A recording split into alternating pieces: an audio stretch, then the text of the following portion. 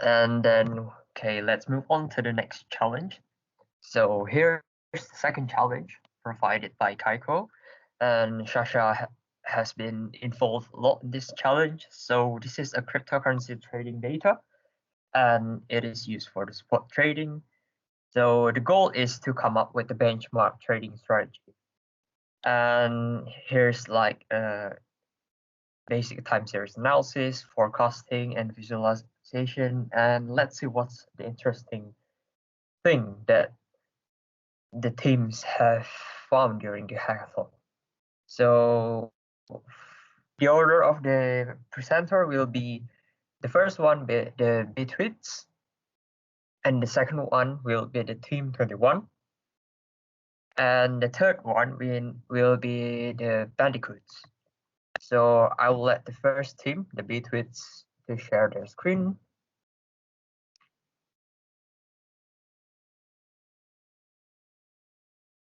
Bitwits. Hi, sorry, that's our team, but we've just presented for the Boston Housing Challenge. Oh, wait. Sorry, Satya, Yeah, it should be student assembly. Yeah, we're team student ensemble. I think we're meant to be presenting. Yeah. Oh, yeah, okay.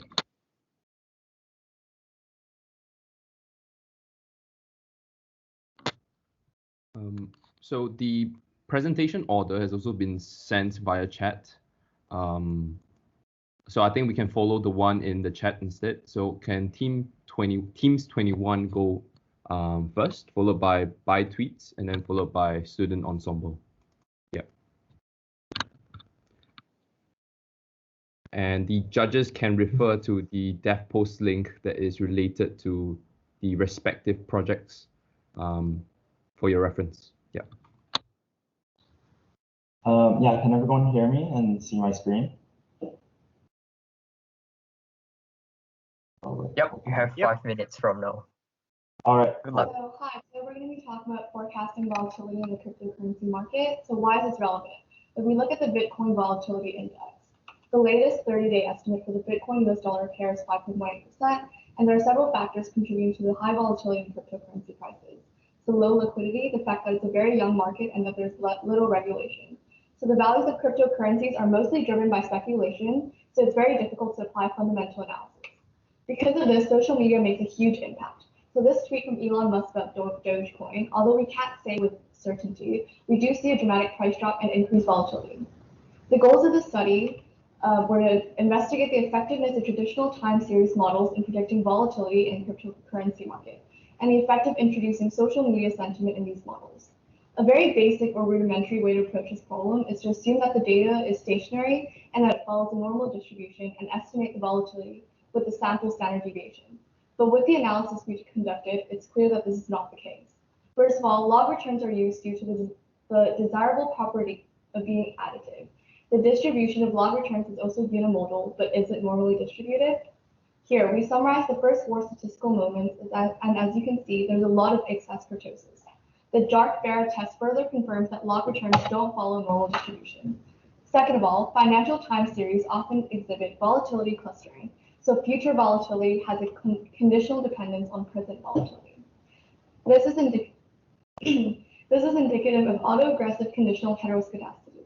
Squared log returns display a positive, significant, and slowly decaying ACF and PACF for lags up to 18 to 20 minutes. So these observations of the non-normality of log returns and highly correlated squared log returns is why we chose to use ARMA-GARCH to model and forecast volatility in cryptocurrency prices. And yeah, so what is ARMA-GARCH? So these are sort of traditional time series models that, so ARMA allows for possibility of autocorrelation and dependence on past error terms or shocks. And GARCH is the volatility model, which we can use to, which uses the variance of the current error term, and the volatility clustering is accounted for by saying that current volatility is dependent on past volatility. And so what we did is we wrote a Python script to perform a log likelihood estimation. And so what this gave us in this model is that we have a pretty good fit based on the T statistics, as we can see here. But how we actually use this model is to prevent look-ahead bias. We use a rolling window of the past 120 samples, and we basically use the model to predict volatility and compare that with the actual realized volatility or the sample volatility that occurred. And so the results that we got weren't really that great. As you can see here, it doesn't really quite closely follow the realized volatility. And so what we then did was you can actually add external regressors to the starch model. So you're simply adding a term and you put it as per usual. And so what we did then was that we created a sentiment model. So in past work, we actually scraped some posts from this website called StockSplits, where people can label their own comments as bullish or bearish. And so this allows us to get a domain-specific sort of data set because all of the language and the lingo that they use is unique in that sense. And so we trained BERT, which is actually a derivative of BERT, which removes the next sentence pre-training objective. And so this gave better downstream performance. And then we used the Reddit API to scrape comments within that time period relating to Bitcoin. So we used two different search terms, BTC and Bitcoin, and we scraped from various subreddits. And so these were the results of that. It's just a binary sentiment label of bearish or bullish. Bullish meaning that they're optimistic about the stock, and bearish meaning that they're pessimistic about it. And so we engineered some features from this. So we saw that there were two important features. One being the number of comments in the past hour, so the frequency at which it's being mentioned, and also a net sentiment score. So we gave bullish a +1 and bearish -1, and we basically summed up these scores over the past hour. And we add this into the GARC specification here. And so these are the features that we got, and these are sort of the plots of these two features. What we found actually was that Reddit users seem to lean towards a bullish sentiment. And after fitting the model, we found this. So the Reddit sentiment regressors that we added completely dominated the fit. But looking back at our code, it was probably due to some scaling issues. And due to time constraints, we didn't perform a full backtest, but forecasting accuracy was actually worse. And so these are some flaws in the analysis. These time series models are linear in nature. There could be nonlinear relationships. We only used Reddit. There are other platforms we could have used. The sentiment was binary. So there's obviously a range in terms of sentiment. And there's a lot of very specific language and means that Reddit uses. So the model might not actually fully capture that. It's slow to fit. So, using it in a live context could be an issue. And we didn't actually build a trading strategy. Past experience has shown that predicting the sign of financial returns is hard, but predicting the magnitude in this case is more feasible. And we see value in this because risk management is a very important part of trading, and it's important to incorporate that into any trading strategy. All right, thank you. Yeah, great presentation. Thank you so much. So, judges, do you have any questions? Yeah, I do have one quick one. So obviously, when you try to work with two time series, as you do social media and cryptocurrency, there may be some time shifts between the two time series. Do you compensate for that in any way, or do you just assume that the two series are synchronized? Yeah, in terms of the work that we did to make sure they're synchronized, we just made sure they're in the same time zone to make sure that they're actually synchronous.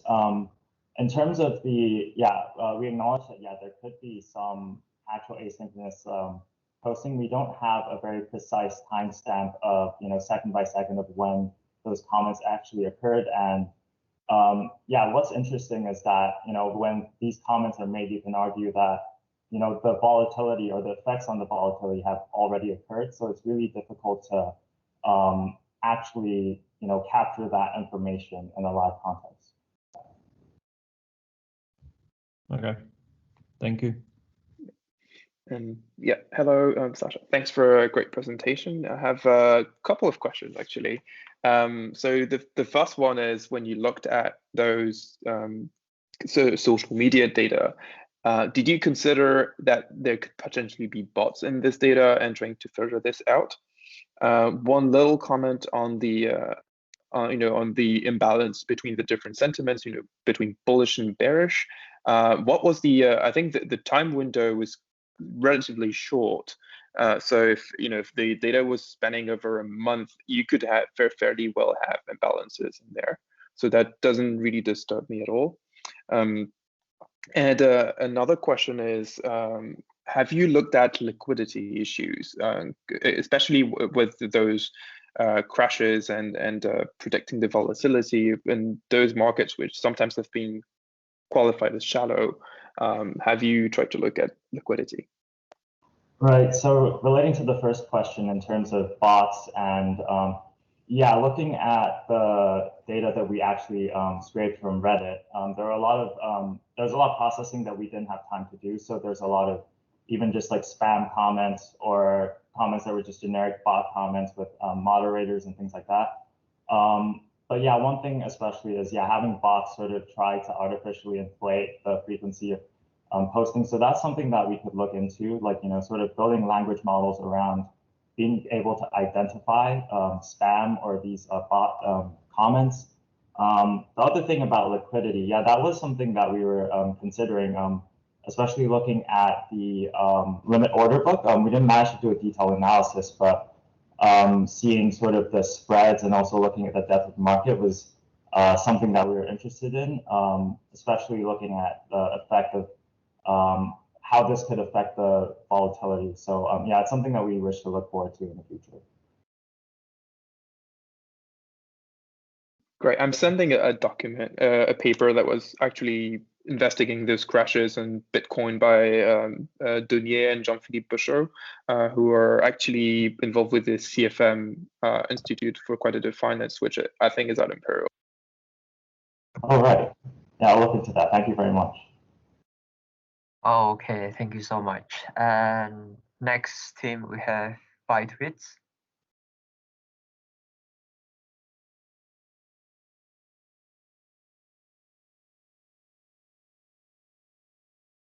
Are ByteWits here? Yeah, we are here. Just now I requested control to share slides, but it was rejected. No, you share your screen. You might need to make them the presenter instead of the audience in the participant list.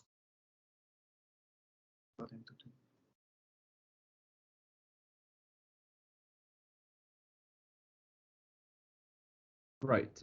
Just given Ayun. Okay, maybe you can send us the slides, and then maybe we can move on to the third team first. No, I give you control. Yep. Oh, that one. Okay. Yep. Okay. So you have 5 minutes. Start from now.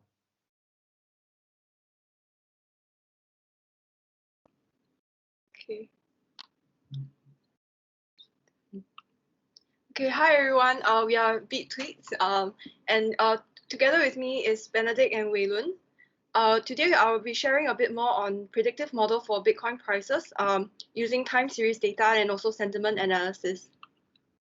So our motivation actually comes from the rise and fall of Bitcoin, and also like the subsequent rise, increase in the price, and also the increase in popularity of cryptocurrency today. So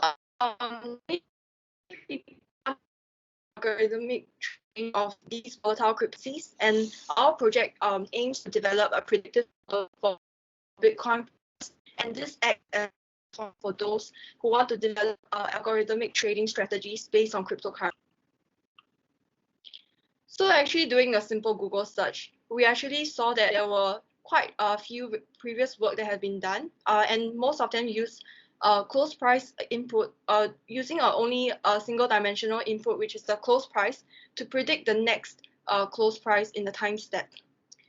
So hence our project focus will be using multivariable time series data and also using sentiment analysis from Twitter and Google Trends. And our future work will involve fine-tuning the model using other variables and even finding other models that can fit the data better. So here are the data sets that we have used. The first would be Kaiko, which was challenge. It has a time of 2 months. And but then we felt like 2 months were a little bit short, and we wanted to explore the accuracy with an increase in time frame. That's why we scraped our own data from Yahoo Finance, and also considered a data set from Kaggle, which contained all the Twitter sentiment scores, and also Google Trends, which was the relative popularity of Bitcoin searches.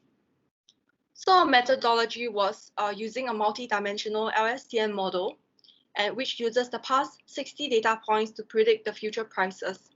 So we have 4 different training data sets made up. What is common for all 4 would be the open price, close price, and adjusted close price used in the input inputs. And what varies is the data sets of Kaiko, Yahoo Finance, Twitter sentiment scores, which is a daily weighted average of sentiment scores of the tweets that is related to Bitcoin, and also Google Trends, which is like Bitcoin searches on Google. So a model architecture is made up of input by LSTM layer, dropout layer, and output layer. Our input dimensions is 3, which is common for all, and also +1 if we want to put in the sentiment or the Google search popularity. And this single by LSTM layer has 50 units. And then in order to prevent overfitting, which we actually experienced in the first run of the model, we added this dropout layer.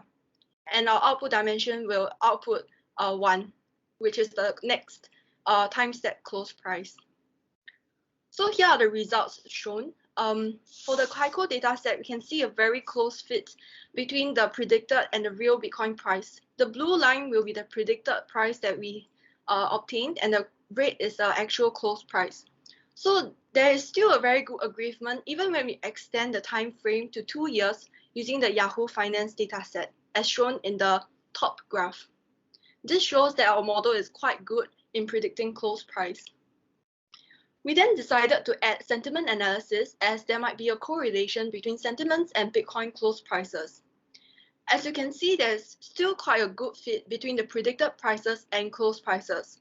So even though it doesn't seem like it's as good as the previous 2 graphs, we think that the variations might be a little bit bigger because they are daily frequency data, and the sentiment scores are daily weighted average scores. So it might be slightly off. Sorry. So the accuracies are displayed for each of the training data sets that we have used. So for Kaiko and Yahoo Finance, as you can see, we have a very high accuracy of more than 99%. But the percent actually dropped a little for Kaiko and Google Trends. But this actually shows that there is still a very strong correlation between sentiment scores and close price in the dataset of Bitcoin. So because if there is a strong, because if they are uncorrelated, the percentage will have dropped even more than what is shown as here. So the slight decrease in percentage actually shows that there's a strong correlation between the two. Yeah, thank you so much. Fantastic. And then judges, do you have any questions?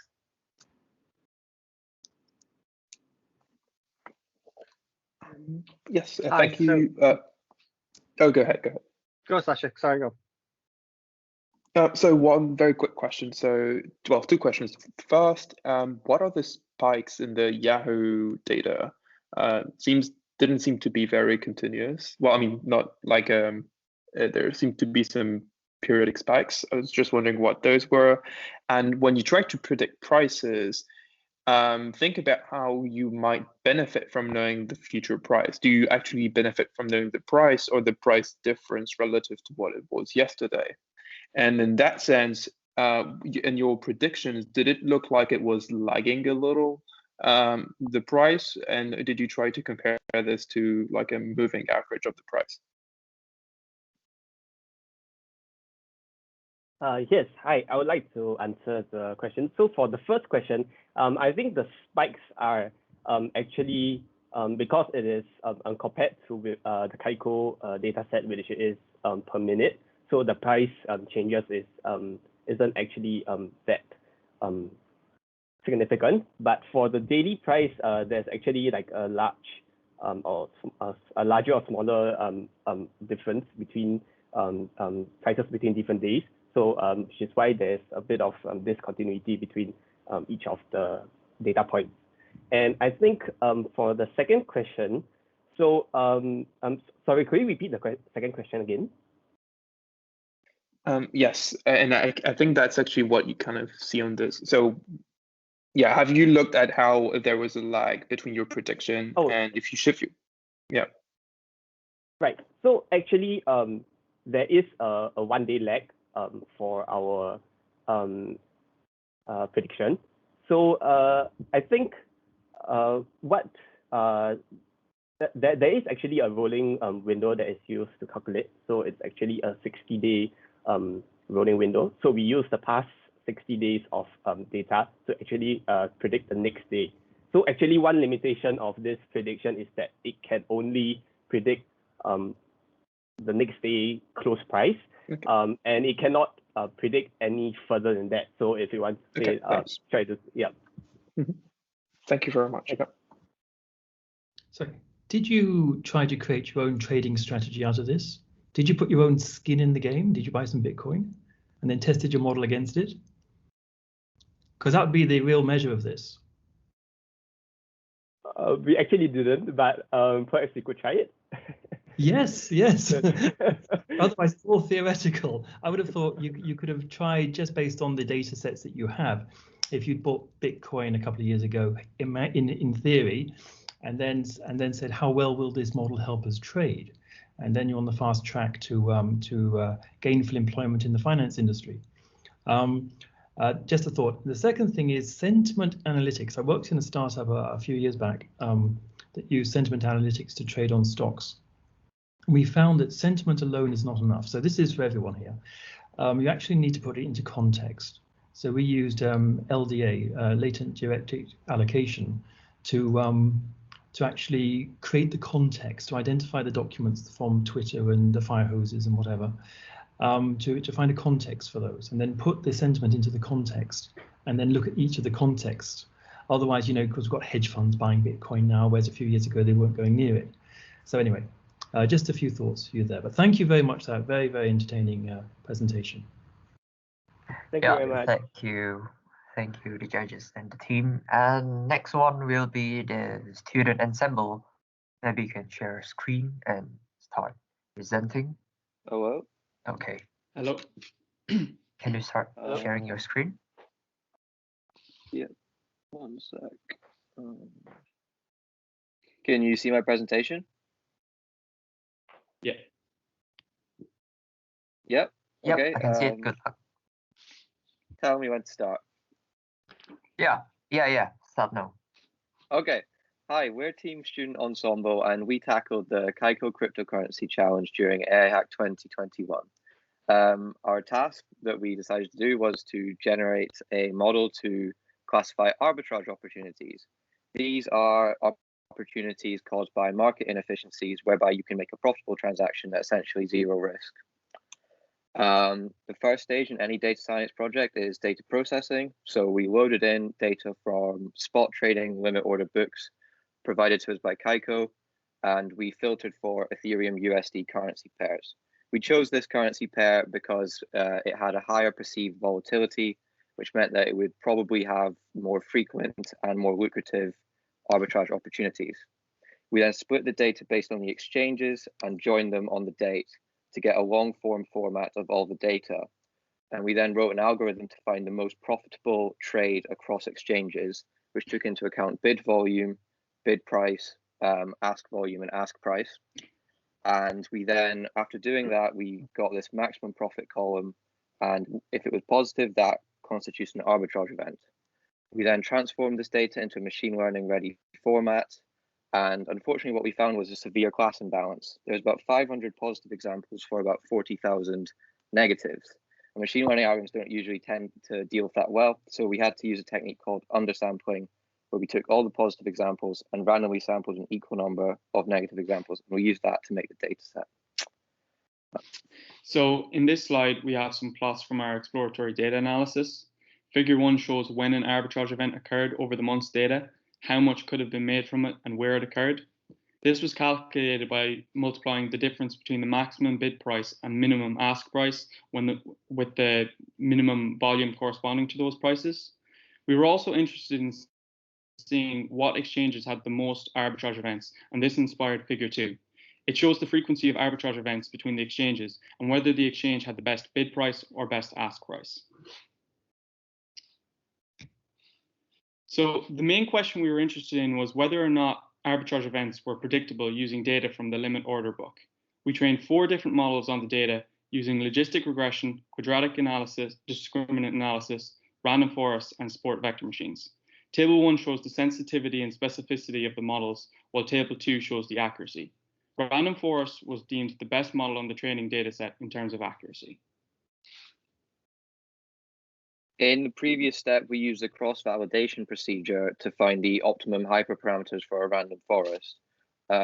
We found that the best hyperparameter was a minimum node size of 4.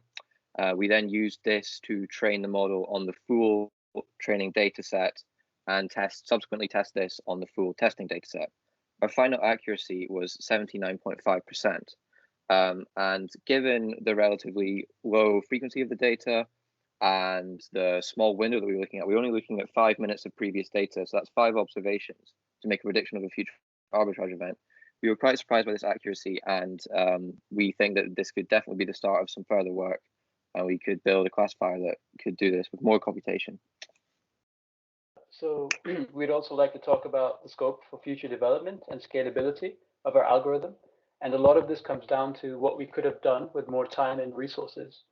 So firstly, the algorithms could help alert traders to closely monitor market situations and hence increase their profitability over time. So this is, for example, possible if the algorithm is integrated as part of a wider trading software solution. Secondly, the algorithm could help exchanges make their prices more efficient over time. Also, the solution could be made more scalable across new cryptocurrencies as they launch and start trading on these exchanges.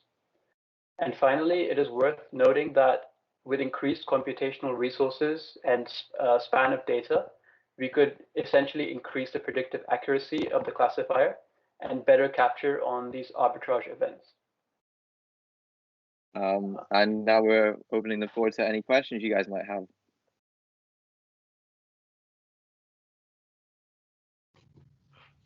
Yeah, I do have a very quick one.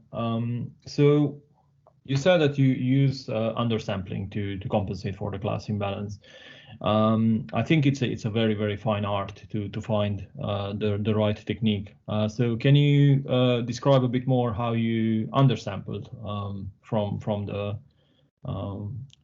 for your project? Sure. So as far as we were aware, at the time, there were 2 techniques we could have used. We could have used oversampling, where we draw bootstrap samples of the positive examples to form a bigger data set there, or we could use undersampling, where we cut down the data set. Since we had tens of thousands of observations, we thought that this cutting down method would be adequate because it would lead to still a relatively large data set.